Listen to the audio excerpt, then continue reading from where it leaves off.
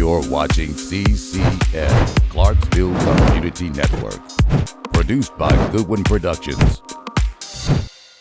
Powered by CDE Lightband.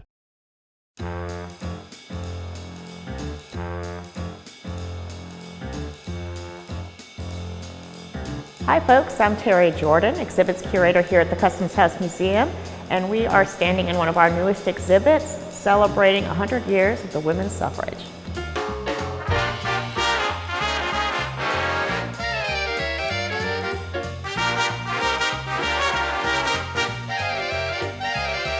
Some of the things that we're featuring as part of the celebration include artifacts from the museum collections, borrowed photos from several organizations in town. All these things of trying to tell the story of how the suffrage movement helped the women of Montgomery County. Some of the things included in our show are visual artifacts from places like the First Women's Bank of Clarksville, which was started in 1919 by Brenda Runyon, and it was staffed completely by women. We have some of the stock certificates and checks. The bank started with the first check deposit of $5.95. There's some great different ways that we can tell the story of the women of Clarksville through these photos and these artifacts.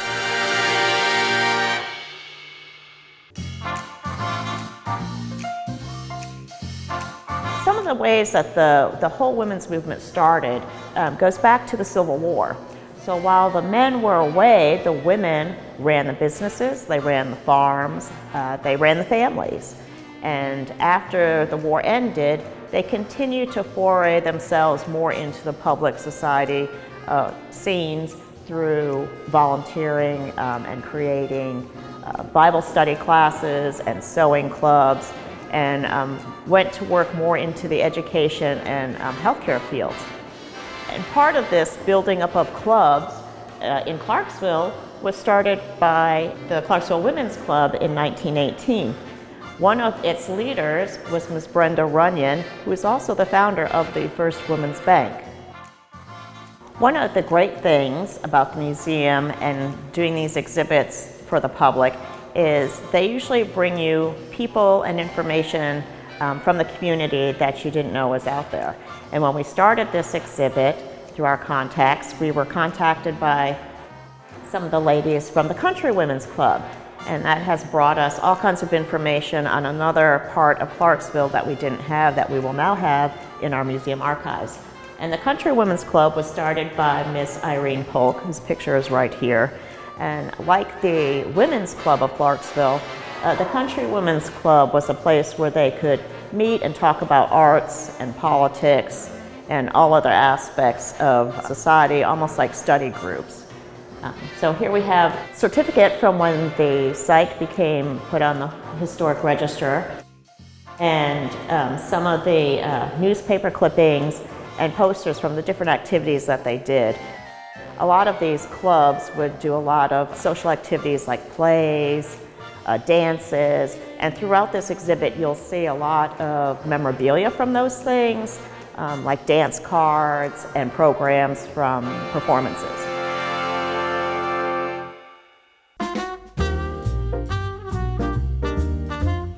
The suffrage movement also affected women and the arts. It enabled a lot of women to start training more in the arts, particularly in New York. And it has influenced even, especially to this day, with the resurgence of art created in honor of the suffrage movement.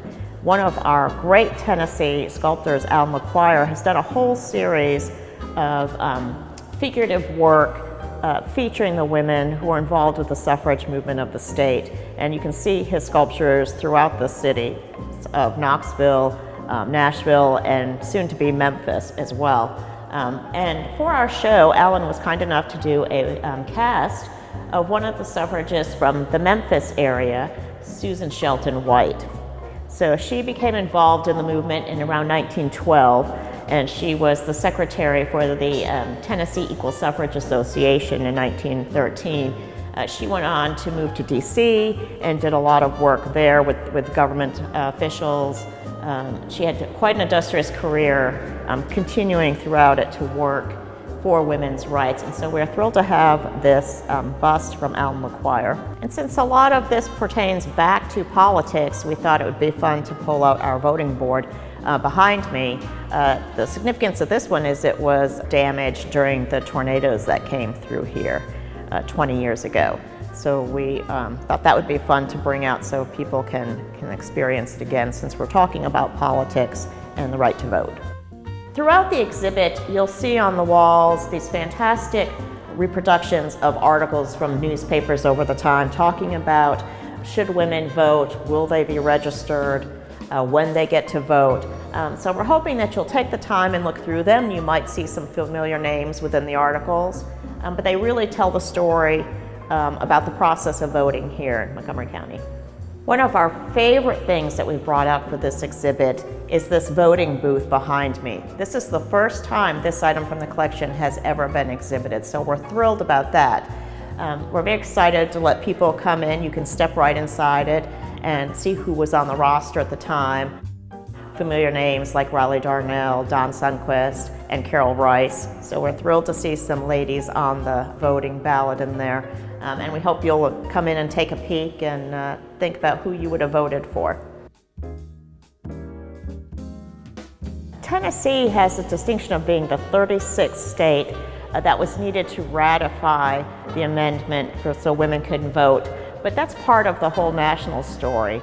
And we are thrilled to be able to present the national story through partnership with the National Archives. So when guests come in, you'll not only learn about the local women of our area, but you can also learn about the national story here too.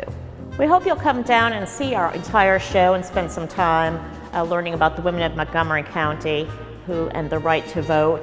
The exhibit is up through October, so there's plenty of days to come visit us and cast a vote. For current and exclusive content, subscribe to CDE Lightband, connecting you at the speed of light.